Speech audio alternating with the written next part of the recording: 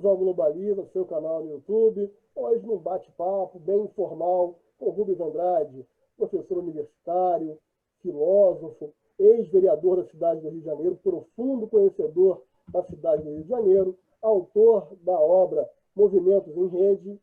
Como vai, Rubens? Olá, Fábio. Olá a todos que acompanham aqui o canal Globaliza. Agradeço a você por mais uma oportunidade de conversarmos aqui sobre nosso Rio de Janeiro, as nossas vidas, nossos convívios e vivências no dia a dia aqui de nossa cidade. Bom, Rubens, o Rio de Janeiro, uma cidade com uma importância histórica para o Brasil, já foi capital, tem uma importância cultural, é uma cidade que ganhou o rótulo, o título de maravilhosa. Não sei se ela ainda consegue manter essa faixa, mas enfim, vou falar um pouco sobre o Rio. Como é que você está vendo a cidade do Rio de Janeiro hoje? Aspectos como, por exemplo, saúde. A saúde do Fluminense, a saúde do Carioca, vai bem? Fábio, esse é um dos temas, né, que nós precisamos aqui a nossa reflexão. Penso que nós precisamos e muito avançar ainda na área de saúde. E parta-se nessa nossa conversa, Fábio, ter essa compreensão da cidade do Rio de Janeiro, né, que tem um conceito muito dito, né, que é uma cidade partida, mas penso que ela é uma cidade repartida por conta do seu, enfim, seu mapa, né, e a questão também dos maciços, né? Nós temos o maciço da Tijuca, dividindo aí a zona norte, zona sul. Nós temos o maciço da Pedra Branca, né, pegando aí parte ali, já quase no início, na Zona Norte, toda a extensão da Zona Oeste da cidade do Rio de Janeiro, o maciço do Mendanha também, e outros presentes do ponto de vista da nossa topografia no Rio de Janeiro, que faz que nós temos dentro da nossa cidade algumas configurações e especificidades, né? Nós temos a Zona Sul delimitada, né, por esse maciço, né, dito aqui da Tijuca, assim pensamos e vemos no dia a dia, né, São Conrado, né, e hoje cortando, né, Túneis ou Avenida Niemeyer, então temos a Zona Sul, tendo a sua abrangência até ali na Glória, né, com o aterro do Flamengo, enfim. Temos um outro eixo, né, que o nosso centro não é um centro geográfico, né, um centro comercial, um centro financeiro, de urbanização da cidade, né, enfim, que é o centro da cidade do Rio de Janeiro, mas pegando o eixo norte até o Alto da Boa Vista, Tijuca, saindo Grajaú, Vila Isabel, então considera ali uma outra especificidade, né, Vila Isabel, enfim, São Cristóvão, uma outra especificidade da nossa cidade, uma segunda cidade, vamos pensarmos assim, ou parte integrante, né, enfim, do conceito dessa cidade multi. E temos a Ilha do Governador e Paquetá, como o nome já diz, ilhas, né, sua especificidade, e a Zona Norte subdividindo-se, né, em eixos que nós temos da região da Leopoldina, indo de Triagem, Manguinhos até Vigário Geral. Temos o eixo da linha 2 do metroviário, né, saindo ali também de Triagem a Pavuna, também é bom destacar isso também. Temos a linha auxiliar, que pega o eixo a partir ali também de São Cristóvão, Triagem, enfim, que desemboca num eixo estreito da cidade do Rio de Janeiro, mas que também vai terminar na Pavuna, e o eixo da linha férrea do ramal da Central do Brasil, né, destacando aí Meia, Madureira e Marechal Hermes, né, enfim, e ali a bifurcação com ramal para Nova Iguaçu, Japeri, mais dois bairros ali, né, Ricardo de Albuquerque e Anchieta. E o eixo da Zona Oeste, né, vai de Deodoro a Sepitiba, com suas especificidades de regiões, como Realengo, Bangu, Campo Grande, Santa Cruz e Guaratiba, né, contida ali entre dois maciços, do Mendanha e o da Pedra Branca. E temos a Baixada de Jacarepaguá, né? Praça Seca, enfim, adentro, né? Toda a Baixada, e se compondo lá no final o eixo de Barra e Recreio, né? Que se liga à zona sul da cidade do Rio de Janeiro. Então, só por aí nós podemos falar de 5 ou 6 macro-regiões com as suas especificidades, com seus modos de vida, enfim, com todas as suas sinergias, suas construções e desconstruções também presentes em nossa cidade. Então, é importante pensar a cidade como um todo, essas áreas macros, e dentro dessas áreas a gente poder ter as suas especificidades. E é dentro disso que a saúde está colocada, Fábio, porque não é uma questão isolada de uma região. Então, é óbvio que manter, ampliar o programa de saúde da família é fundamental. Mas aqui ficam 3 ideias para a nossa reflexão dentro desse conceito de 5 ou 6 regiões macros, né? Que as pessoas possam ter suas mobilidades, suas vivências, serviços, cultura, lazer, educação e principalmente saúde ali.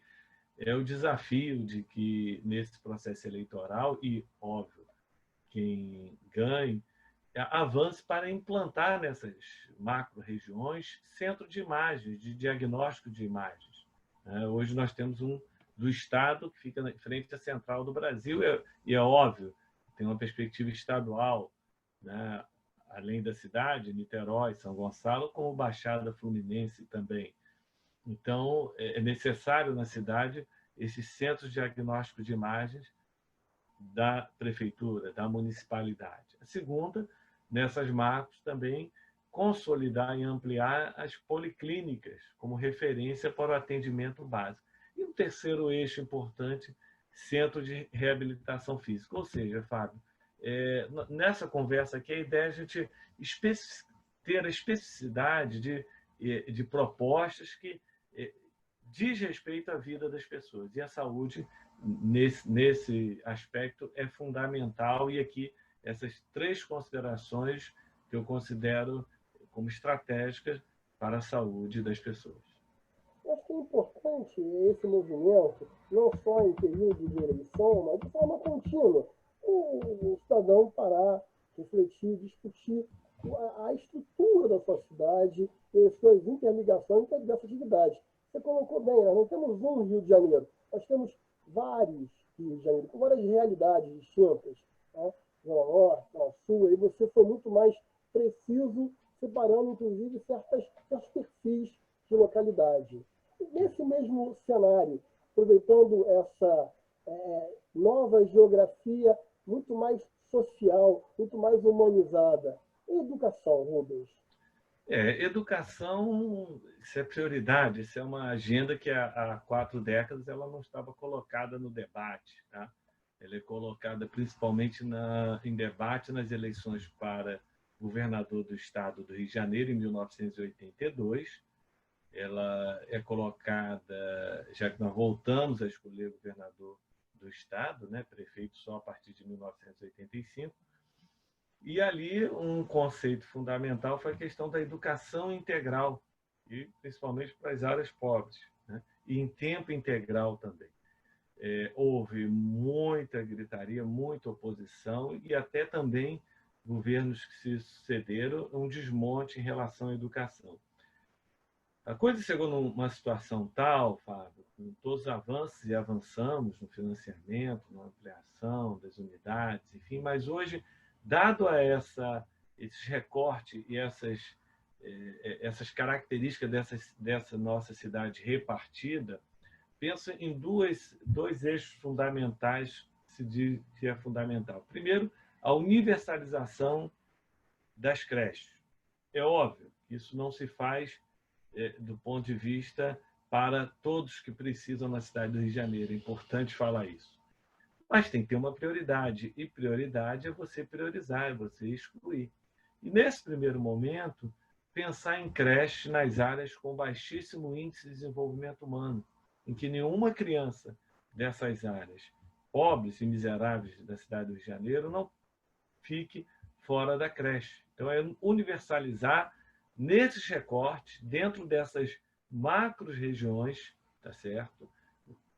Tem que ser pensado isso como uma prioridade para ontem, e também nessas áreas, e aí que são escolas que já se tem uma sobreposição e uma convivência na maior parte desses locais de áreas com baixíssimo índice de desenvolvimento humano e também das crianças em que as famílias têm uma baixa renda ou quando não renda nenhuma, as escolas com ensino integral e tempo integral, né? Então, são dois eixos hoje que eu penso como fundamental para que nós possamos também avançar nessa área. Ou seja, menos é mais, entendeu, Fábio? Porque no ardor e na busca do voto, do que vá soar bem os ouvidos daqueles que estão indecisos ou queiram escolher um candidato, fala-se tudo conforme o marketing. Então, na questão da educação, poderíamos tratar aqui de tantos outros temas, mas dada a gravidade que nós vemos na cidade do Rio de Janeiro, penso como dois pontos fundamentais para que as novas gerações, né? Então, universalização de creche nas áreas de baixíssimo índice de desenvolvimento humano e escolas com ensino integral e tempo integral nas áreas com baixo IDH, índice de desenvolvimento humano. Nesse cenário, Rubens, falando pegando esse gancho da educação, a educação básica, a educação fundamental, ela teria uma primazia sobre aspectos como a educação do ensino superior, ou são aspectos complementares? Fábio, a educação precisa, e nós temos esse desafio, né, de priorizar essa educação básica, né, porque no Rio de Janeiro hoje, quando nós temos uma perda considerável daqueles alunos que não concluem o seu ensino, e mais ainda no ensino médio, né? Então, para nessa perspectiva do ensino superior, se faz necessário uma formação de excelência no ensino básico, né, na educação infantil, né, o ensino fundamental, tá certo? E para o ensino médio, como caminho de tantas outras crianças que possam, né, chegar ao ensino superior, entendeu? Eu te pergunto isso porque sou um aluno do Rio de Janeiro, tenho uma filha no ensino fundamental, leciono no curso superior e vejo o gap dos alunos quando lá chegam no ensino superior, a pequena fatia da sociedade que chega no ensino superior com lacunas estruturais em relação à própria linguagem, à própria comunicação. Então, o seu ponto é muito interessante. A gente fala sobre saúde, fala sobre educação, eu acho que a gente está falando da construção do cidadão, da construção do indivíduo. E nesse cenário, eu acho que um ponto natural, uma sequência lógica, seria a própria ideia de meio ambiente, a inserção desse indivíduo no espaço onde ele vive. Fábio, interessante nesse eixo que você está tratando aqui nessa conversa, nós estamos falando de ser humano, né? Nós estamos falando de vida, né? Presente, né? E futuro, tendo a reflexão no passado do que não foi feito. Então, a saúde é fundamental, nós precisamos ter a saúde do corpo e da mente, né? Enfim, saúde mental é algo estratégico. A educação, né? E, uma vez a gente avançando, é a questão, quando falamos hoje de meio ambiente, né, que era um passado recente, a compreensão e a preocupação com a árvore apenas, né, como se aquilo não tivesse ganhos e benefícios para a nossa qualidade de vida. Então, quando nós falamos de meio ambiente, nós estamos falando de vida saudável, nós estamos falando de lazer, nós estamos falando de equilíbrio, de energia, né? Enfim, da qualidade da nossa vida. E aí, Fábio, nós falamos de saúde e educação, pode surgir questões tipo, mas é muito fácil colocar no papel, vocês ficam na academia pensando, estudando, querendo o mundo perfeito, mas a conta chega. Como é que se paga isso? Então, vamos começar aqui pelo meio ambiente, tratando de uma questão, Fábio, que é a questão do lixo da nossa cidade. Tá? O lixo, ele tem esse nome de lixo, mas é uma fonte de negócio e de riqueza muito grande. Né? Tanto que em algumas cidades é disputada, né, de uma forma muito pesada e, quando não, violenta. São negócios. Mas tem algo fundamental e estratégico que o Poder Executivo e a sociedade, que eu digo, as entidades de um modo geral, trabalhar, né, na cidade do Rio de Janeiro como uma cidade limpa no sentido de lixo, lugar de lixo é no lixo. E por que eu falo isso, Fábio? Os dados de 2012, ou seja, 8 anos atrás, seria necessário atualizar, a municipalidade, a prefeitura, gastava mais de 600 milhões de reais, mais de 600 milhões de reais para fazer varrição das ruas. Nós estamos falando ali do trabalhador, a hora paga, do uniforme, do carrinho, da vassoura, do saco, né, que bota aquele lixo, o recolhimento, o caminhão, o destino do aterro, mais de 600 milhões de reais. Então, quem sabe, isso não é utópico, possamos ter uma perspectiva de reduzir isso em 50%. Olha, que seria coisa fantástica. Vamos usar essa probabilidade de 50%. Só aí nós já teríamos mais de 300 milhões de reais em cofre, né, do dinheiro público para as demandas que se faça necessária. Um outro modelo de negócio também, que poderia ser estabelecido, né, pela companhia ou uma parceria, enfim, que são unidades de reciclagem de resíduos sólidos. O que nós estamos vendo no Rio de Janeiro e se perpassando, e não é só na Zona Norte, não, na Barra, Zona Sul, Centro, que são agora as esquinas se transformando em vazadouros de resíduos sólidos, de entulho, e aquilo é uma fonte de dinheiro. Né? Você, tendo um equipamento, dali você tira o ferro, né? Você vende, dali você tira a brita, dali você tira um composto que é usado para massa asfáltica, dali você pode estabelecer dessa brita a feitura de tijolos para habitação, enfim. Então, mais assim, uma fonte também que poderia ser e de trabalho e renda. Uma outra coisa fundamental, nós falamos de pessoas, Fábio, que é algo que tem que se chamar a atenção, já que estamos falando de meio ambiente, lazer, vida saudável, paz, equilíbrio, né? São os caminhões de coleta de lixo na cidade do Rio de Janeiro.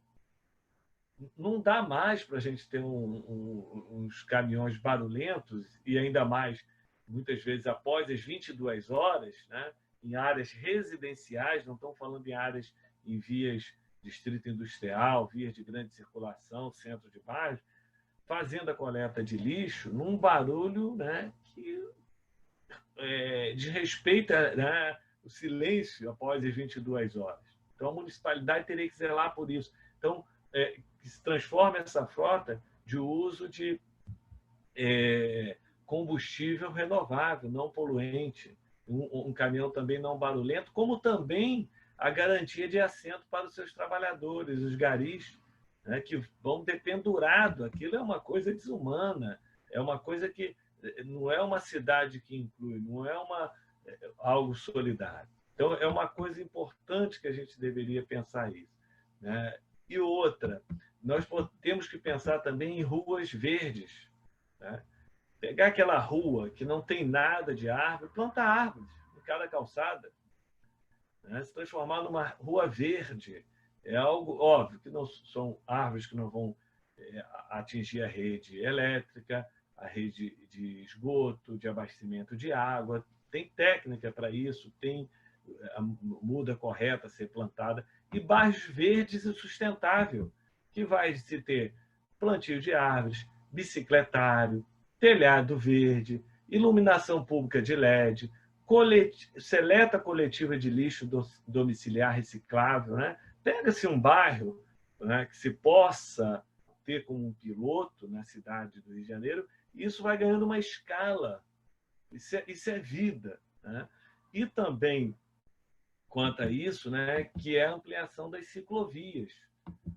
Óbvio, sempre tendo a perspectiva dessas ciclovias conectadas às estações de transportes públicos. Esse é um desafio muito grande termos aqui. O outro é a questão de bicicletários nas estações de trens, barcos, metrô e terminais rodoviários. Esse já tem até um modelo aí colocado, né, patrocinado e fomentado por um banco, né, e que pode ser ampliado, mas conectado sempre com essa possibilidade. Ó, eu estou aí na ilha, eu vou pegar a bicicleta, vou ficar na estação das barcas, ou então vou ficar num determinado local que eu possa pegar um transporte. E completando aqui, Fábio, lembrando que a prefeitura também, mesmo porque o Rio de Janeiro tem isso que você falou, né? Foi capital da República, tivemos a corte aqui, né? Enfim, tem todo um Distrito Federal, tudo que você possa imaginar, foi cidade-estado, hoje capital do estado do Rio de Janeiro. Então, nós temos aqui ações próprio federal, municipal e estadual. Mas a municipalidade é o que está próximo à vida das pessoas, que atende ali. E nós temos dentro da cidade do Rio de Janeiro o maior parque, né, e floresta aí do mundo considerada, que é o Parque Estadual da Pedra Branca. Quem sabe um convênio, uma parceria com o governo do estado, e até quem sabe também tendo aí, já que temos a Transolímpica, que liga lá o Recreio à Avenida Brasil em Magalhães de Bastos, né, a Via Rio, entrando nessa parceria, de implantar subsedes no Parque Estadual da Pedra Branca, e principalmente na Zona Oeste, onde não tem nada, para evitar a degradação, a ocupação desordenada, os incêndios que são provocados. Né? Temos que cuidar da nossa Amazônia dentro da nossa cidade, das nossas Amazônias aqui. Isso agrega a vida das pessoas. Então, nós estamos falando de bairros onde as temperaturas são mais de 40 graus na sombra, como o Padre Miguel, Bangu, Senador Camará, Santíssimo, Campo Grande e Guaratiba. E do outro lado, que já tem um determinado local, né, mas ainda que falta para fechar esse cinturão de parque, de subsede desses parques, como Vargem Grande e Pau da Fome. Enfim, outro, Fábio, também pensado aqui para a cidade, de 2 parques ecológicos. Aliás, 3, né? Um quer implantar o Parque Verde em Realengo, na antiga fábrica de cartuchos. Lá tem um movimento, uma organização muito forte, batalhando há muitos anos, já está na pauta aí da cidade, mas tem 2 outros, Fábio, que deveríamos pensar, até porque eles são pensados agora como terminais de conectar ônibus que vêm da Baixada. Um seria o Parque Ecológico de Cordovil. Essa é uma proposta inédita, pode ter certeza, eu globalizo aqui em primeira mão. O que é isso? É ali onde era o antigo DR, do lado ali dos bombeiros, antes de chegar em Parada de Lucas. Se você perceber, sai uma alça ali para ser um terminal do BRT, quando estiver pronto da Avenida Brasil. Só que você tem uma área verde imensa ali, por que não implantar ali um parque ecológico? Sim, do outro lado você tem ali a Cidade Alta, Braz de Pinas, comunidade do entorno de Parada de Lucas, Vigário Geral, que não tem nenhuma área de lazer e que possam caminhar, desfrutar, enfim, né, ter o equilíbrio e energia vital. O outro, um parque ecológico de Irajá, que também, quando você está na Brasil, vai acessar a Via Dutra, à esquerda, vai se implantar quando um dia concluir o BRT Transbrasil, é uma área do DENIT federal, em que sua boa parte não é usada. Apenas uma pequena parte que é usada, acho que como um hotel de transição para a Polícia Rodoviária Federal, né, está lá e fica vulnerável. Né? E do outro lado da Brasil, Irajá, você tem aqueles prédios, né, um sobre o outro ali, quente, bastante quente, né? E, quem sabe, ali com uma perspectiva também da população de Acari, daquele entorno ali, poder ter um parque ecológico, né? Quem sabe um parque, né? Um aterro do Flamengo, uma quinta da Boa Vista, enfim. E concluindo, Fábio, nessa perspectiva de que menos é mais, lembrando que nem todas as praças da cidade são urbanizadas. Isso não é um custo alto. Então, desde a praça pequena, média ou grande, é um desafio para a cidade você ter praças urbanizadas, ou seja, é um conjunto de ideias pensadas do ponto de vista urbanístico que a preocupação com o ser humano. Se nós queremos uma cidade de paz, com vida, energia, nós temos que ter essa conectividade com o ser humano e numa vida saudável para todos.